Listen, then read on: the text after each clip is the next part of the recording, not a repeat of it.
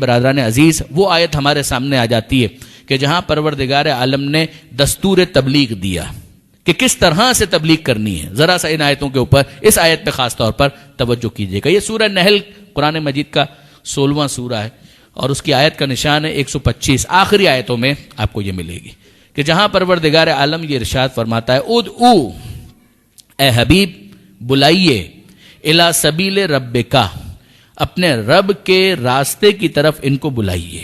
اور کیسے بلائیے؟ 3 چیزیں یہاں پر بیان کی گئیں. بالحکمہ، حکمت کے ساتھ بلائیے. والموعظۃ الحسنہ، اچھی طرح سے نصیحت کریں. وجادلہم باللتی ہی احسن، اور جب ان سے جدال کریں، بحث کریں تو جدال بھی اچھے طریقے سے کریں.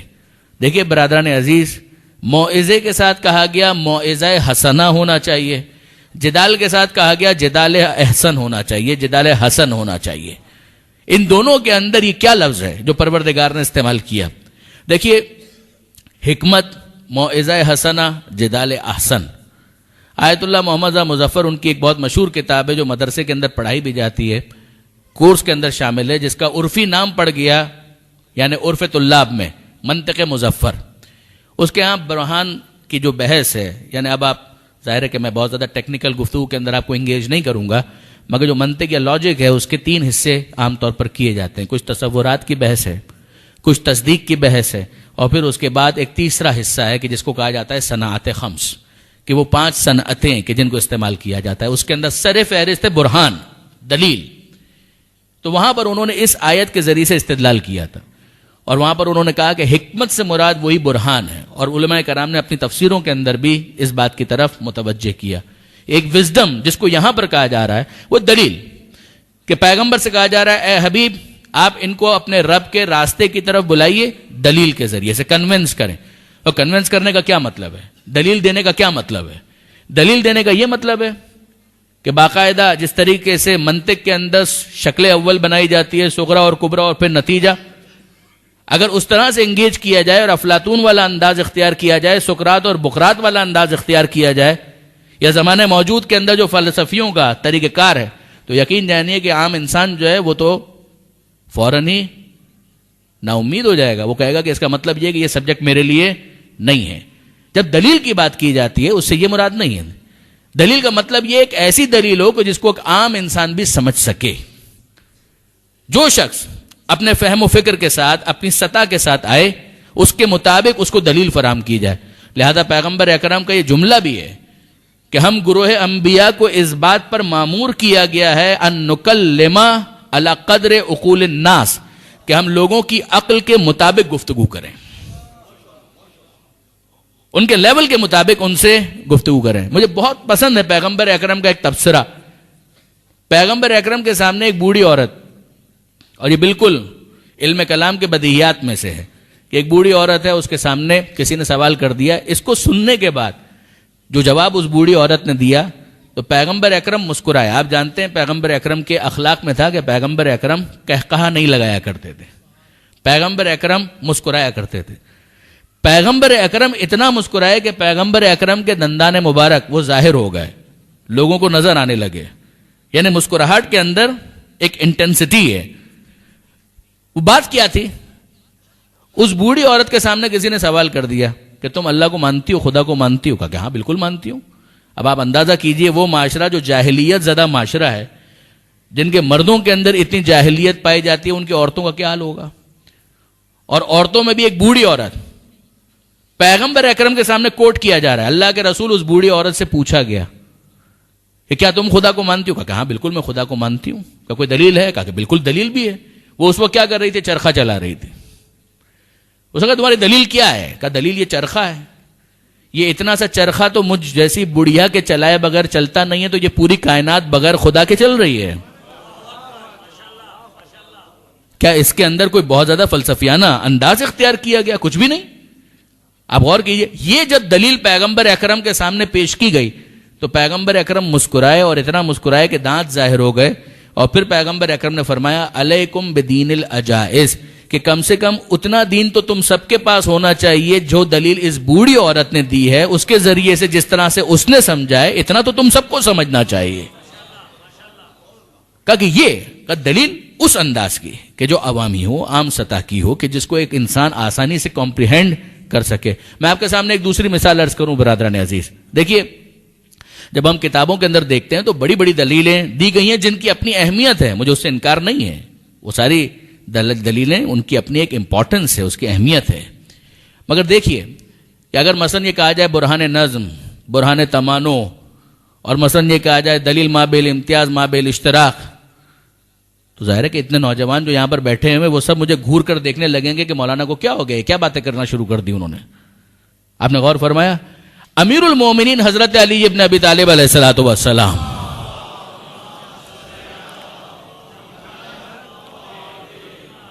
نہج البلاغہ کے اندر مولا کائنات کس طرح سے دلیل فراہم کرتے ہیں، وہی جو پیغمبر اکرم کے علوم کے وارث ہیں وہ کس طرح سے پریزنٹ کرتے ہیں. امیر المومنین فرماتے ہیں کہ دیکھو جتنے انبیاء آئے آدم سے لے کر خاتم تک ان سب نے ایک خدا کی بات کی ہے. اگر کوئی دوسرا خدا ہوتا تو کیا خالی بیٹھ جاتا؟ آدم آئے وہ کہہ رہے ہیں خدا ایک ہے، ابراہیم آئے وہ کہہ رہے ہیں خدا ایک ہے، نوح آئے وہ کہہ رہے ہیں خدا ایک ہے، آخری نبی آئے وہ کہہ رہے ہیں خدا ایک ہے، وہ سب کے سب کہہ رہے ہیں خدا ایک ہے. اگر وہ دوسرا خدا ہوتا تو وہ بھی اپنے نبیوں کو بھیجتا. یہ کیسے ہو سکتا ہے کہ ایک تو بھیج رہا ہے اور دوسرا خاموش بیٹھا ہوا ہے؟ یا وہ نہیں ہے یا وہ عاجز ہے. اگر نہیں ہے تو بات ختم ہو گئی، اور اگر عاجز ہے تو اس کا عاجز ہونا خود اس بات کی دلیل ہے کہ جو عاجز ہوتا ہے وہ سب کچھ ہو سکتا ہے، خدا نہیں ہو سکتا. آپ نے غور فرمایا یہ دلیل پیش کرنے کا وہ انداز جو معصومین کے ذریعے سے ہم تک پہنچا. اب آئیے اس کے بعد دوسری چیز جو وہاں پر بیان کی گئی وہ کیا ہے؟ حکمت کے ذریعے سے کا موعظہ حسنہ، کہ اچھی طریقے سے نصیحت کرنا. اور تیسرا کیا ہے؟ کا جادلہم باللتی ہی احسن، بحث بھی اگر کرنی ہے تو اچھی طریقے سے بحث کرنی ہے. کیا مطلب؟ ایسی بحث کہ جس کے اندر حسن ہو، بیوٹی ہو. ایک وہ انداز ہوتا ہے کہ جس کے اندر اس بات کی کوشش کی جاتی ہے کہ سامنے والے کا کریکٹر ایسیسینیشن کر دیا جائے، لیگ پولنگ کی جائے، تو اس کو یہ احساس وہ آفینڈڈ فیل کرے گا، تو بات اگر صحیح بھی ہوگی تو وہ مانے گا نہیں، دل دور ہو جائے گا. آپ غور فرمائیے گا کہ ان سے اگر بحث بھی کرنی ہے تو اس طرح سے بحث کرو جو جدال احسن ہو. ایک ہوتا ہے چڑھائی کرنا، چھا جانے کی کوشش کرنا، اسلام اس کا مخالف ہے. آپ دیکھیے برادران عزیز، پروردگار عالم نے سورہ قصص 28واں سورہ ہے، وہاں پروردگار عالم یہ ارشاد فرماتا ہے کہ تلک الدار الاخرہ، وہ آخرت کا گھر، نجعلھا، وہ ہم قرار دیتے ہیں، للذین، ان لوگوں کے لیے، لا یریدون علوا فی الارض، جو زمین پر چھا جانے کا ارادہ نہیں رکھتے، والعاقبۃ للمتقین، اور عاقبت وہ صاحبان تقوی کے لیے. یہ کیا ہے؟ پروردگار عالم وہاں پر بھی یہی سمجھا رہا ہے کہ تم چھا جانے کی کیوں کوشش کرتے ہو؟ یہ تمہارا ارادہ کیوں ہے کہ سامنے والے کو مغلوب کر لو؟ نہ، اپنی بات پیش کرو، اپنی بات بیان کرو.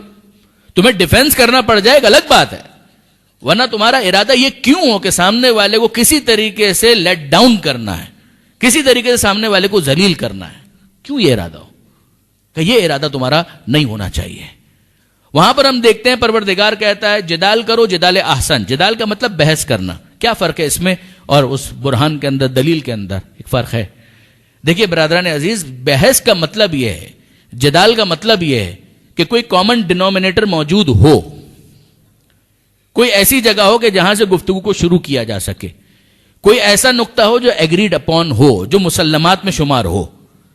میں آپ کی خدمت میں آسان سی مثال عرض کروں. مباہلہ کے اندر کیا ہوا تھا؟ پروردگار عالم نے جو آیتیں نازل کی ہیں سورہ آل عمران کی، اگر آپ ان کو دیکھیں، نصارہ نجران آتے ہیں، پیغمبر اکرم کے سامنے سوال کرتے ہیں، پیغمبر اکرم قرآن کی آیتوں کی روشنی میں ان کو جواب دیتے ہیں. ان کے اعتراضات میں سے ایک اعتراض یہ تھا نا کہ بھائی عیسیٰ علیہ السلام کا باپ کون ہے؟ کیونکہ کوئی ان کا باپ نہیں ہے، لہٰذا پروردگار عالم معاذ اللہ ان کا باپ ہے. آپ غور کیجئے، اگر یہاں پر لیٹ ڈاؤن کرنا ہو تو کتنی گنجائش موجود ہے؟ اگر سامنے والے کو، فریق مخالف کو ذلیل کرنا ہو تو کتنی گنجائش موجود ہے؟ بہت کچھ ایسا کہا جا سکتا ہے کہ جس سے وہ بالکل آفینڈڈ بھی فیل کرے گا، مغلوب بھی ہو جائے گا، کچھ بول بھی نہیں پائے گا. لیکن نہیں، اسلام کا یہ انداز نہیں ہے، قرآن کا یہ انداز نہیں ہے. اس موقع پر کیا کہا گیا؟ اس موقع پر کہا گیا اے حبیب ان سے کہہ دیجئے انا مسئلہ عیسیٰ عند اللہ کا مسئلہ آدم، عیسیٰ کی مثال اللہ کے نزدیک آدم کی مثال ہے۔ وہ خدا جو بغیر ماں اور باپ کے آدم کو پیدا کر سکتا ہے، وہ بغیر باپ کے تنہا ماں سے عیسیٰ کو کیوں پیدا نہیں کر سکتا؟ آپ نے غور فرمایا کہ یہ بحث کرنے کا انداز ہے۔ اب یہ بات کس سے کہی جا سکتی ہے؟ جو آدم کو مانتا ہو۔ یہ ہے وہ کامن ڈینومینیٹر کہ جہاں سے بات کو شروع تو کیا جا سکے۔ اگر وہ کہے کہ میں تو آدم کو بھی نہیں مانتا، تو ظاہر ہے کہ پھر اس کے سامنے آدم کی مثال پیش نہیں کی جائے گی۔ ایک ہے پیور آرگومنٹ، برہان، دلیل، اور ایک ہے جدال احسن، کہ جہاں پر کوئی کامن گراؤنڈ بنتا ہے۔ جب آپ چین کو اوپر کرنا چاہتے ہیں تو ظاہر ہے کہیں نہ کہیں نیچے اس کو ملنا چاہیے، اس کے دونوں سرے کہیں ملیں گے تو آپ اس کو کھینچ کر اوپر لا سکتے ہیں، لیکن اگر وہ نیچے ہی نہیں مل رہے تو آپ جتنا اوپر کھینچتے چلے جائیے کوئی فائدہ نہیں ہوگا۔ کہ یہ ہے اس بحث کا انداز کہ جس کے اندر جدال کیا جا رہا ہے، بحث کی جا رہی ہے، مگر سامنے والے کو مغلوب کرنے کے لیے نہیں۔ جدال احسن ہے، اور درمیان میں رکھا موعظہ حسنہ، کہ اچھی طریقے سے نصیحت کرنا، کہ اس کے اندر بھی سامنے والے کو ذلیل نہ کیا جائے، بات بھی اس تک پہنچ جائے۔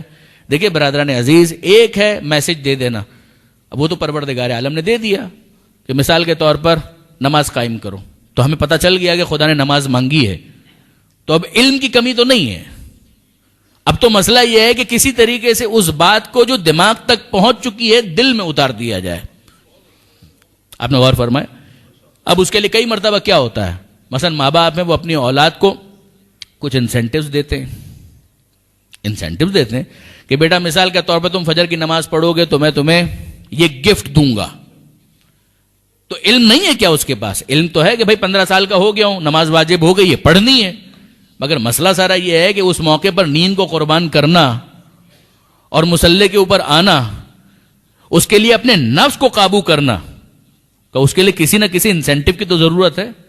یہ وہ منزل ہے کہ جہاں پر ہمیں پیغمبر اکرم کے یہ دو اوصاف سمجھ میں آتے ہیں کہ یا ایھا النبی انا ارسلناک شاہدا ومبشرا ونذیرا، اے حبیب ہم نے آپ کو رسول بنا کر بھیجا ہے اور شاہد بنا کر بھیجا ہے، گواہ بنا کر بھیجا ہے، ومبشرا ونذیرا، ہم نے آپ کو خوشخبری دینے والا بنا کر بھیجا ہے، ونذیرا، ہم نے آپ کو وارننگ دینے والا، ڈرانے والا بنا کر بھیجا ہے کہ آپ ان کو بتائیں جنت بھی ہے اور جہنم بھی ہے، یہاں کی عیاشی کے نتیجے میں وہاں پر تمہیں زحمت کا سامنا نہ کرنا پڑ جائے، اور یہاں پر اگر تم اپنے رب کی باتوں کو قبول کرو گے تو یقیناً تمہارے لیے وہاں پر نعمتیں ہیں کہ جو منتظر ہیں۔ اور فرمایا آپ نے کہ یہ دو چیزیں، یہ جو نصیحت ہے اس کو کرنے کے مختلف انداز ہیں۔ بس یہ بات ذہن میں رکھیے گا کہ نصیحت کا مقصد کیا ہے۔ کئی مرتبہ انسان بات کو سمجھ چکا ہوتا ہے، عقلی طور پر وہ اس بات کو قبول کر چکا ہوتا ہے، مسئلہ صرف یہ ہے کہ وہ بات اس کے دل میں ابھی پینیٹریٹ نہیں کر پائی۔ یہ وہ موقع ہے کہ جہاں پر نصیحت اپنا اثر دکھاتی ہے۔ میں آپ کی خدمت میں عرض کروں، کسی جگہ پر میں نے آیت اللہ کاشف الغطا، یہ تو پوری فیملی ہے نا، انہی کی ایک فرد، ان کا اپنے بیٹے کے ساتھ ایک مکالمہ پڑھا تھا، وہ میں آپ کے ساتھ شیئر کرتا ہوں۔ ایک مرتبہ درود بھیجے گا محمد و آل محمد۔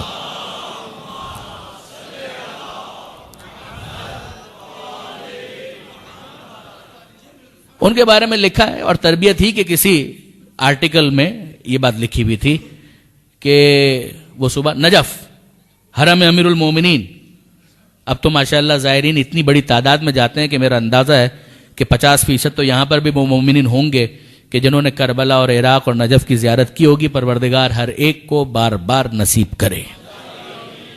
تو نجف کا ماحول، اللہ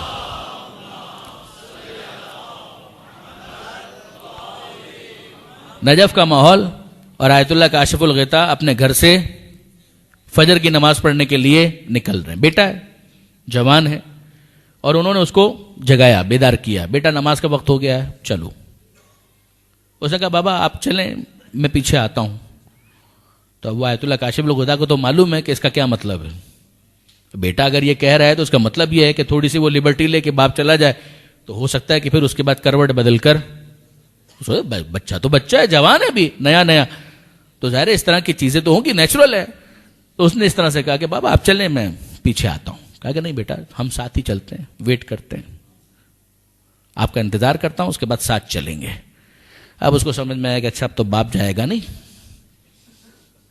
اب تو باپ جائے گا نہیں، تو اس کو اٹھنا پڑا. اتنا احترام تو تھا اس کے دل میں. وہ کھڑا ہو گیا، وضو کیا، اور باپ اور بیٹے دونوں اپنے گھر سے پیدل حرم کی طرف جانے لگے. راستے میں کچھ فقیر نظر آئے جو حرم کے دروازے پر بیٹھے ہوئے تھے. اب یہ جملہ دیکھیے آیت اللہ کاشف الغطا کیا کہتے ہیں. انہوں نے کہا بیٹا ایک بات بتاؤ، یہ فقیر جو یہاں پر بیٹھے ہیں ان کو کتنی بھیک مل جائے گی؟ کہا بابا کچھ پیسے تو مل جائیں گے. اب میں کرنسی تبدیل کر رہا ہوں کہ مثلا ہم روپے کے اندر کہیں کہ مثلا بابا ہو سکتا ہے سارا دن اگر بیٹھیں 25 50 100 روپے ان کو مل جائیں گے، 200 روپے مل جائیں گے، یہی مل جائے گا. کہا ایک بات بتاؤ، کیا یہ یقین سے جانتے ہیں اس بات کو کہ اتنے پیسے ان کو مل جائیں گے؟ صبح صبح اگر بیٹھے ہیں یہاں پر، کیا ان کو یقین ہے کہ اتنے پیسے اتنی رات قربان کر کے، اپنی نیند قربان کر کے یہاں پر آ کر بیٹھ گئے، تو کیا ان کو یقین ہے کہ 100 روپے ان کو مل جائیں گے؟ کہا کہ نہیں بابا یقین تو نہیں ہوگا، لیکن ایک امکان، شک کی حالت میں ہوں گے، مگر بہرحال ایک امکان تو ہے، شاید مل جائیں. اب وہ نصیحت کا جملہ ان کی طرف سے آتا ہے کہ بیٹا یہ مشکوک فائدے کے لیے اپنی نیند قربان کر کے یہاں پر آ کر بیٹھ گیا. اگر تمہیں واقعاً اس ثواب پر یقین ہو کہ جو فجر کی نماز حرم امیر المومنین کے اندر پڑھنے کا ہے، تو کیسے ممکن ہے کہ تم بستر پر سوتے رہ جاؤ اور یہاں پر نہ آؤ؟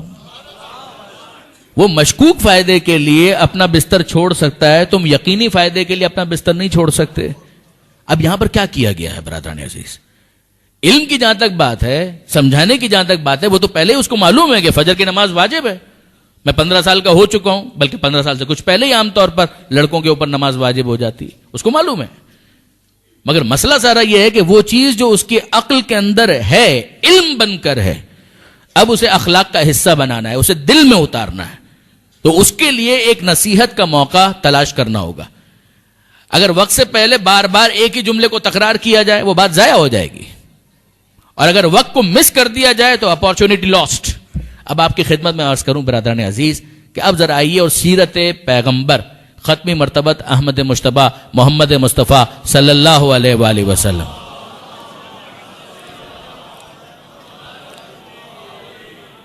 حضور کی سیرت کے ان 2 واقعات کی طرف توجہ کیجیے گا اور ہم اپنی بات کو اختتام کی طرف لے جائیں. آپ سب کے حافظے کے اندر اور علم میں یہ بات ہے، اس بوڑھی عورت والا قضیہ. پیغمبر اکرم اپنے گھر سے، اور اب مدینہ منورہ اور مکہ معظمہ کے حوالے سے ہم دعا مانگے کہ وہ مقامات ہمارے لیے زیارت گاہ ہیں. پروردگار عالم ہر ایک کو حج اور زیارت مدینہ کی بار بار توفیق نصیب فرمائے. تو آپ جا کر اس محلے کو دیکھیں کہ جہاں پر پیغمبر اکرم رہا کرتے تھے، محلہ بنی ہاشم. اور پیغمبر اکرم اپنے گھر سے نکلتے ہیں اور وہ بوڑھی عورت پیغمبر اکرم کے اوپر خس و خاشاک کچرا ڈالتی ہے. آپ سب نے یہ واقعہ سنا ہوا ہے. پیغمبر اکرم کا طریقہ کار کیا ہے؟ بقول علامہ نقطن صاحب وہ فرماتے تھے کہ پیغمبر اکرم نہ بدلہ لیتے ہیں نہ راستہ بدلتے ہیں. بدلہ بھی نہیں لیتے، کچھ بولتے بھی نہیں، چلے جاتے ہیں، اور راستہ بھی نہیں بدلتے. یعنی نیکسٹ ٹائم جب جانا ہے تو روٹ وہی لیتے ہیں. وہ بوڑھی عورت تو انتظار کر رہی ہے کہ واپس گزریں گے تو واپس خسو خاشاک پیغمبر اکرم پر وہ ڈالے گی، اور وہ کام کرتی ہے. کتنی مرتبہ یہ کام ہوا خدا بہتر جانتا ہے. یہ پیغمبر اکرم کا روٹین ہے، اپنے گھر سے نکلتے ہیں. وہ بوڑھی عورت کا روٹین ہے، وہ خسو خاشاک لے کر کھڑی ہوئی ہے، پیغمبر اکرم کو دیکھتی ہے اور پیغمبر اکرم کے اوپر وہ کچرا ڈال دیتی ہے. پیغمبر اکرم سائلنٹلی وہاں سے موو کر جاتے ہیں، آگے بڑھ جاتے ہیں. اور آپ جانتے ہیں کہ ایک دن اس نے یہ کام نہیں کیا. پیغمبر اکرم نے سوال کیا کہ بھائی وہ بوڑھی عورت دکھائی نہیں دے رہی ہے جو ہم پر کچرا ڈالا کرتی تھی. اے اللہ کے رسول، وہ راستے میں پھول لے کر کھڑی ہوتی تھی، کیا آپ اس کے بارے میں پوچھ رہے ہیں؟ وہ گلدستہ لے کر کھڑی ہوتی تھی، جب آپ نکلتے تھے تو کیا درود پڑھا کرتی تھی؟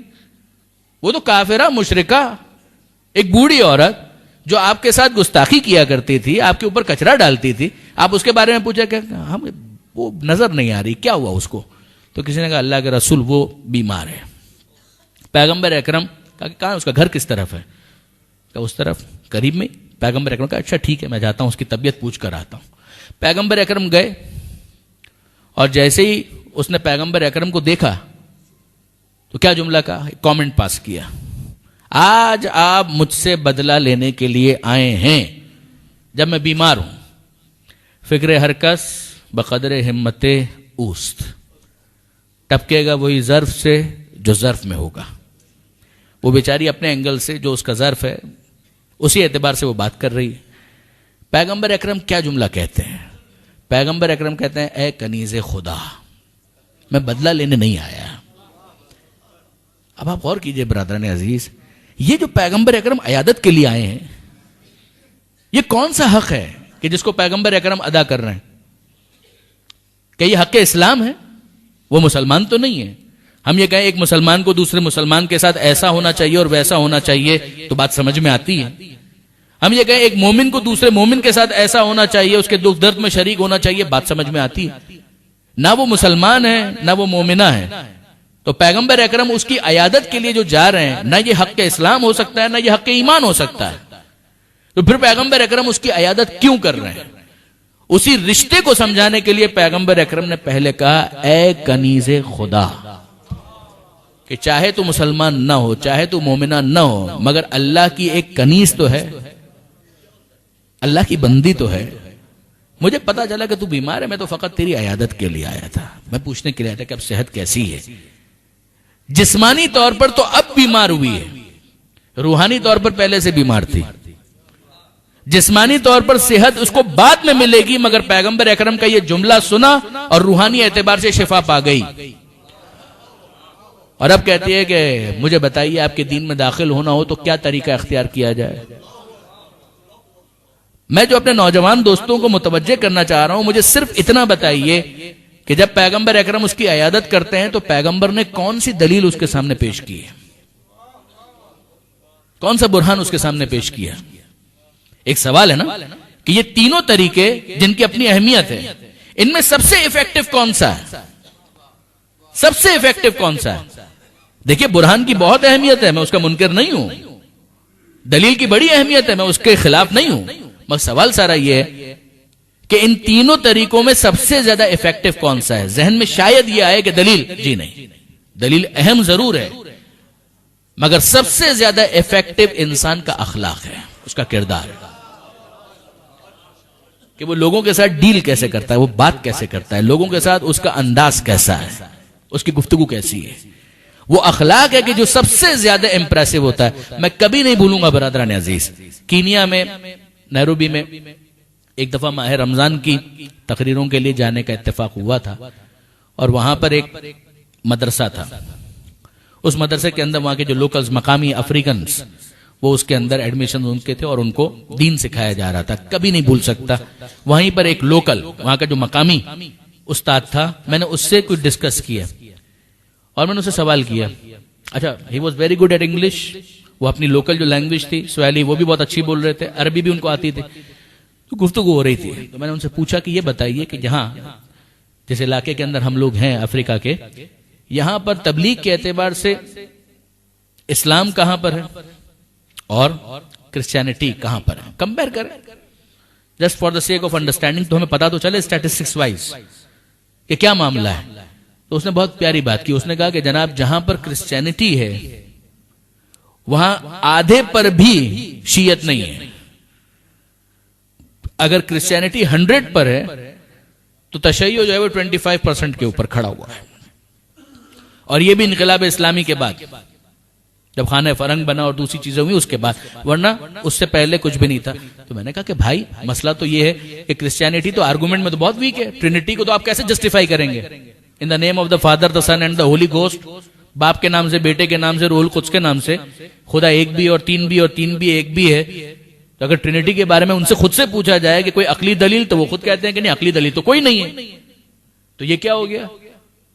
جس کے پاس عقلی دلیل کوئی نہیں ہے اس کے بارے میں آپ کہہ رہے ہیں کہ وہ اتنا زیادہ پروپیگیٹ کر پائے، اتنے زیادہ افراد کرسچن بن گئے. کہا کہ ہاں بالکل ایسا ہی ہے. تو میں نے کہا کیوں، وجہ کیا ہے؟ تو اس نے جواب دیا، اس نے کہا کہ بات یہ ہے کہ جب کرسچنز یہاں پر آ کر تبلیغ کرتے ہیں تو وہ تبلیغ بعد میں کرتے ہیں، پہلے یہاں پر ہسپتال بناتے ہیں، اسکول بنائیں گے، کلینک بنائیں گے، کھیلنے کا گراؤنڈ بنائیں گے، کھانا کھلائیں گے. اب مسئلہ ذرا یہ ہے کہ وہ شخص جو بھوکا ہے اس کو دلیل بعد میں سمجھ میں آتی ہے، کھانا پہلے سمجھ میں آتا ہے. وہ جس کے گھر کے اندر بیوی بچے جو ہیں بھوک سے بلک رہے ہیں، آپ اس کو کیا دلیل فراہم کر رہے ہیں؟ اس کے بعد ہمیں سمجھ میں آتا ہے کہ کیا وجہ تھی کہ پیغمبر اکرم دعوت ذوالعشیرہ کے موقع پر کھانا پہلے کھلاتے ہیں، بات بعد میں کرتے ہیں۔ دل میں داخل ہونے کا راستہ پیٹ سے ہو کر جاتا ہے، بعض علماء یہ کہتے ہیں، غلط نہیں کہتے۔ بات سادی سی یہ ہے کہ اگر ایک شخص بھوکا ہے، کاد الفقر ان یکون کفرن، انسان کا فقر اسے کفر تک پہنچا دیتا ہے۔ نہیں پہنچنا چاہیے ایک الگ بات ہے، مگر پریکٹیکلی ہوگا یہی کہ اگر ایک انسان ہے، اس کے گھر میں روٹی نہیں ہے، اس کے پاس کھانے کے لیے کچھ نہیں ہے، آپ اس کو کہیں نماز پڑھنے کے لیے آؤ، آپ اس کو کہیں دین کی طرف آؤ، کہ دین تو اس وقت مجھے سمجھ میں آئے گا جب میرے گھر والوں کو کچھ کھانا تو ملے۔ اب جب کھانا مل جائے تو اس کے بعد دلیل کمزور بھی ہو تو قبول کر لی جاتی ہے۔ اچھا، وہ کہتے ہیں کہ وہ لوگ اس طرح سے شروع کرتے ہیں کہ دودھ کے ڈبے پہلے بھجواتے ہیں، روٹی پہلے پہنچاتے ہیں، کلینک پہلے بنواتے ہیں، کھیلنے کے لیے گراؤنڈ پہلے دیتے ہیں، چھوٹا موٹا اسکول پہلے بنا دیتے ہیں۔ اب جب ان کو اطمینان ہو جاتا ہے کہ یہ لوگ ہمارے لیے مفید ہیں تو وہ کمزور دلیل کو بھی نظر انداز کر دیتے ہیں۔ کہا ہمارا کیا طریقہ ہے؟ کہا ہمارا طریقہ یہ ہے کہ ہم ان کی بھوک کو نظر انداز کرتے ہیں، تمام تر مسائل کو نظر انداز کرتے ہیں، اسٹارٹ کرتے ہیں come to Islam, come to Islam, come to Islam. میں آپ کو اطمینان کے ساتھ کہتا ہوں برادران عزیز، ایک طالب علم کی حیثیت سے اطمینان کے ساتھ کہتا ہوں کہ 1 گھنٹے کی تقریر وہ اثر نہیں کرے گی جو وہ ایک جملہ اثر کرے گا۔ یہ ہوتا ہے۔ امیر المومنین حضرت علی ابن ابی طالب علیہ الصلوۃ والسلام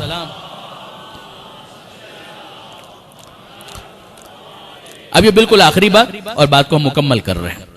امیر المومنین کے حوالے سے یہ ملتا ہے کہ امیر المومنین پیغمبر اکرم کی سیرت اخلاق، اس اینگل سے بات کو میں اختتام کی طرف لے جا رہا ہوں کہ پیغمبر اکرم کے اس شاگرد اور شاگرد رشید کہ جس نے یہ جملہ کہا کہ انا عبد من عبید محمد، میں محمد کا غلام، ہمارا فخر ہے کہ ہم اس علی کو مولا مانتے ہیں کہ جو رسول کا غلام۔ بہت غور فرمائیے گا، مولا کا جملہ انا عبد من عبید محمد، بلکہ صحیح معنوں میں تو غلامی کا حق بھی علی نے ہی ادا کیا ہے۔ امیر المومنین کسی کام سے کوفہ سے باہر نکلے، یہ مولا کی ظاہری خلافت کا زمانہ ہے، دیکھیے گا، باہر نکلے، اور یہ زمانہ فیس بک کا زمانہ نہیں ہے، انٹرنیٹ کا زمانہ نہیں ہے کہ جہاں پر سب کو پتا ہو کہ اس وقت حاکم ہے، وقت کون ہے، نہیں معلوم، نہ کوئی خبریں ہیں، نہ کوئی رسالہ ہے، نہ کوئی اخبار ہے، نہ انٹرنیٹ۔ امیر المومنین باہر آئے کسی کام سے، آن دا وے بیک جب جا رہے تھے کوفہ کی طرف تو راستے میں ایک یہودی سے ملاقات ہو گئی۔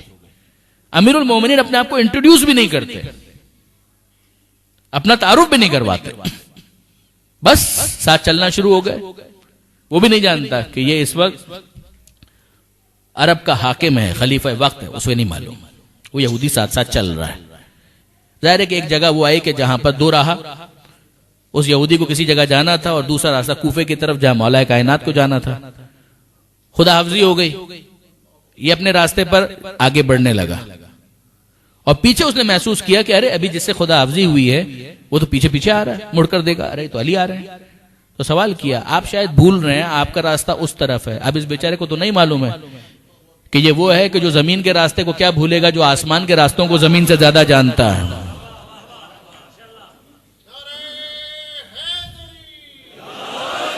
تو مولا نے کہا کہ نہیں میں راستہ نہیں بھولا، مجھے اچھی طرح سے معلوم ہے کہ کوفہ کا راستہ کون سا ہے۔ کہا پھر یہاں پر آنے کا کیا مقصد؟ کہا کہ بات سادی سی اتنی ہے کہ میں جس دین کا ماننے والا ہوں، جس اسلام کو میں مانتا ہوں، ہمارے رسول کا ایک پیغام ہے۔ پیغام یہ ہے کہ اگر کوئی تمہارے ساتھ سفر کر رہا ہو تو سفر کے اختتام پر ایک حق اس کا تمہاری گردن پر آ جاتا ہے۔ میں تو بس اس حق کو ادا کرنے کے لیے چاہ رہا تھا کہ تھوڑا اور تمہیں کمپنی دوں، مشایعت کروں، پھر اس کے بعد میں اپنی راہ پر چلا جاؤں گا۔ کہا اب مجھے سمجھ میں آیا، وہ یہودی کہتا ہے کہ اب مجھے سمجھ میں آیا کہ اسلام کیسے پھیلا، اسلام کیسے پھیلا۔ یہ ہے وہ کردار کی تبلیغ برادران عزیز۔ بے شک ادعو الی سبیل ربک بالحکمہ، اے حبیب اپنے رب کے راستے کی طرف بلائیے حکمت کے ذریعے سے، والموعظۃ الحسنہ وجادلہم باللتی ہی احسن، دلیل کی بہت اہمیت ہے، اچھی طریقے سے بحث کرنے کی بڑی اہمیت ہے، مگر یقین جانیے برادران عزیز یہ جو پروردگار نے کہا ہے نا موعظہ حسنہ، یہ جو خدا نے کہا انک لعلی خلق عظیم، کہ یقیناً آپ اخلاق عظیم کی منزل پر ہے، جتنا زیادہ یہ ایفیکٹو ہے کوئی دوسری چیز اتنی ایفیکٹو نہ ہے نہ ہو سکتی ہے، نہ اس زمانے میں نہ آج کے زمانے میں اور نہ قیامت تک کوئی دوسری چیز اتنی ایفیکٹو نہیں ہو سکتی کہ جتنی انسان کا کردار افیکٹو ہوتا ہے. بس اختتام چھٹے امام کے اس جملے پر کرتے ہیں.